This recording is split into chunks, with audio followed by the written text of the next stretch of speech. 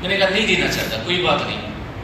میں سامنے والی دکان پہ گیا، وہاں پہ میں نے سامان پوچھا، سامان تھا اس کے پاس، قیمت پوچھی وہی تھی، میں نے اس کو 500 روپیہ دیا، سامان لے لیا۔ مگر میرے دماغ میں ایک بات رہی کہ سامان اس کے پاس بھی تھا، مگر اس نے سامنے والے کے پاس کیوں بھیجا؟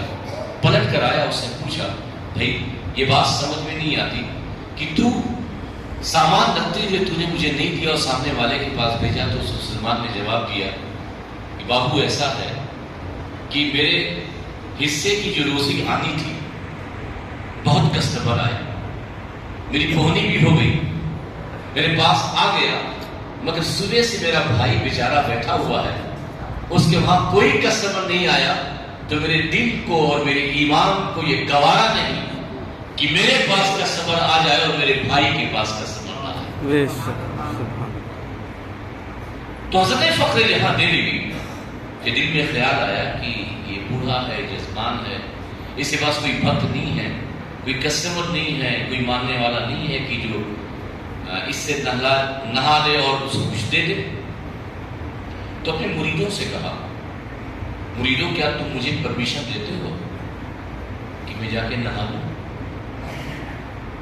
تو حضرت فخر جہاں کے مریدوں نے کہا حضور ہم تو آپ کے مرید ہیں، آپ کو کیا پرمیشن دے سکتے ہیں، کیا کہہ سکتے ہیں، آپ کی مرضی۔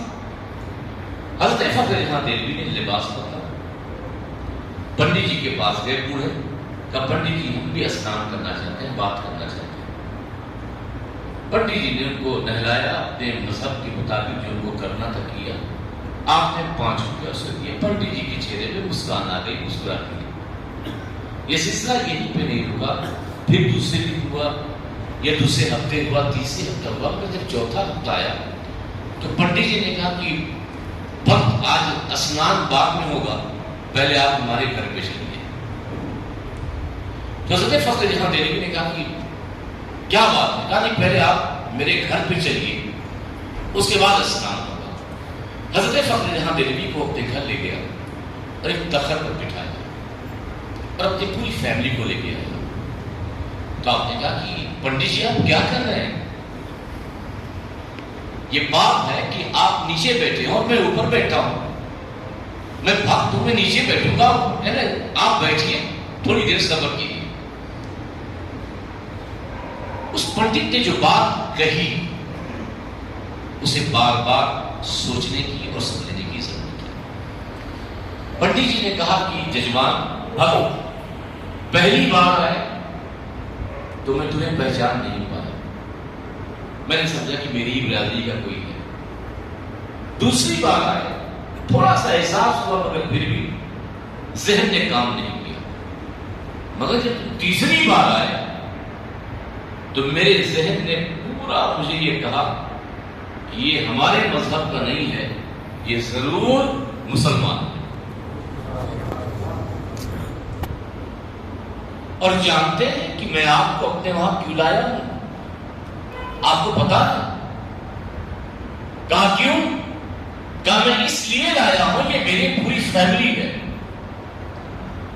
یہ میرا پورا پریوار ہے، پورا خاندان ہے، آپ کے ہاتھ پر اسلام قبول کرنا چاہتا ہے۔ سبحان اللہ، سبحان اللہ۔ اور جانتے ہیں کیوں؟ وجہ یہ ہے کہ میرے دل نے بے چین کر دیا اور اسلام لانے پر مجبور کر دیا کہ جب ایک ایسے نبی کا امتی، جس نبی کا امتی صرف اپنے ہی کاسٹ، اپنے ہی مذہب کے چہرے پہ مسکان لانے کا کام نہ کرتا ہو، جو انسانوں کے چہرے پر مسکان لانے کے لیے اپنا لباس بدل دے، تو اس کا نبی کتنا شاندار ہوگا، سبحان اللہ، سبحان اللہ، سبحان اللہ۔ اس کا رسول کتنا بہتر ہوگا جس نبی کا کلمہ پڑھ کر غیروں کے چہرے پہ مسکان لانے کے لیے تو میرے وہاں ہے۔ سبحان اللہ، سبحان اللہ۔ اسلام نفرتوں سے نہیں پھیلا ہے، اسلام محبتوں سے پھیلا ہے، اسلام نبی کے کردار پر عمل کرنے سے پھیلا ہے۔ افسوس یہ ہے، افسوس ہے اس مسجد میں بھی جتنے لوگ بیٹھے ہیں اگر اچھے نیک مسلمان ہوں گے، کچھ حافظ قرآن بھی ہوں گے، کچھ روزانہ قرآن کی تلاوت بھی کرتے ہوں گے، نماز تراویح میں پورا قرآن بھی سنتے ہوں گے، شبینہ بھی سنتے ہوں گے، مگر ایک بھی بندہ ایسا نہیں ملے گا جس نے نبی کی سیرت کو پڑھا. اور چیلنج کے ساتھ بول رہا ہوں، شرم کی بات ہے. ہم غیروں پہ اعتراض کرتے ہیں کہ غیر نے میرے نبی کے تعلق سے یہ کہہ دیا، مگر ایک بار احساس کرو کہ تم مسلمان ہو، غلام رسول ہو. جس نبی کا کلمہ تم پڑھتے ہو اس نبی کی سیرت کا مطالعہ کیا ہے، اس نبی کی زندگی کا مطالعہ کیا ہے، اس نبی کے اخلاق کو قرآن اور حدیث کے اور صحابہ سیر کے آئینے میں پڑھنے کی کوشش کی ہے. ہرگز نہیں.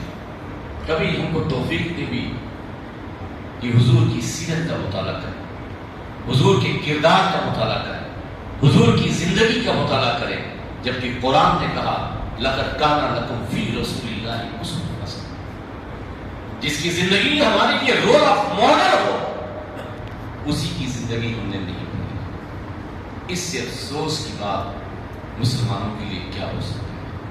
یہ ربیع الشریف کا مہینہ ہے، میلاد منائیے، خوشیاں منائیے، گھروں میں سجاوٹ کیجیے، گلیوں میں سجاوٹ کیجیے اور چراغاں کیجیے، جلوس نکالیے، سب ٹھیک ہے، مگر یہ عہد کیجیے کہ ہم ان 12 دنوں میں جتنا بھی ہو سکے گا حضور کی سیرت کا مطالعہ کریں. آج گوگل پہ ہندی، انگلش، کنڑ، ہر زبان میں سیرت مصطفیٰ موجود ہے. پھر اس کو پڑھنے کے بعد آپ کو احساس ہوگا کہ جس نبی کا کلمہ تم نے پڑھا ہے وہ نبی کتنا شاندار، کتنا اچھا، کتنا نیک انسانیت کا پیغام بن کر آیا تھا. آج ضرورت ہے نبی کے کردار کو اپنانے کی. آج ضرورت ہے وہی کردار جو ابوبکر، عمر، فاروق، عثمان اور صحابہ کرام، اہل بیت اعظام، اولیاء کرام نے اپنا کر کے جہاں اللہ کی رضا حاصل کی، وہی اسلام کی تبلیغ میں ایک بہت بڑا حصہ، ایک بہت بڑا رول ادا کیا. اللہ تبارک تعالیٰ کی بارگاہ میں دعا ہے کہ اللہ تبارک تعالیٰ ماہ نور کی طفیل ہم سب کو سیرت مقدسہ پر عمل کرنے کی اور اسے پڑھنے کی توفیق عطا فرمائے. آمین. اور ہمارے درمیان اتفاق، اتحاد، ایک دوسرے کے ساتھ محبت، ایک دوسرے کے ساتھ اخلاق کے ساتھ زندگی گزارنے کی توفیق عطا فرمائے. آمین. ہمیں ان تمام چیزوں سے دور ہونا چاہیے جو ایک انسان کو ایک انسان سے دور کر دے، ایک مسلمان کو دوسرے مسلمان سے دور کر دے، ایک صاحب ایمان کو ایک صاحب ایمان سے دور کر دے. ہر وہ کام کرنا چاہیے جو ایمان والے کو ایمان والے سے کرے. کیونکہ محدث یاسمین فرماتے ہیں کہ کفر سے کفر بغل گیر نظر آتا ہے، کفر سے کفر بغل گیر نظر آتا ہے، کیوں نہیں ہوتے مسلمان بھی مسلمان کے قریب. آج ضرورت ہے ہمیں قریب ہونے کی. اور قریب کب ہوں گے؟ جب دلوں میں دوریاں نہیں بلکہ دوریوں کی دیوار کو گرا کر کے محبت کا جام ایک دوسرے کو پلائیں گے اور اپنے بھائیوں کے زمین تلے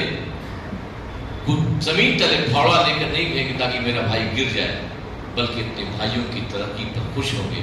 جس دن مسلمانوں سے حسد کی بیماری، جس دن مسلمانوں کے اندر اپنے بھائیوں کے تئیں محبت آ گئی، میں سمجھتا ہوں کہ مسلمان بالکل قرون اولا کا مسلمان ہوگا کہ جن کے دیکھ کر کے کہ غیر بھی اش کریں کہ یہ زمین سے نکلے ہیں، یہ آسمان سے اترے ہیں. السلام علیکم ورحمۃ اللہ.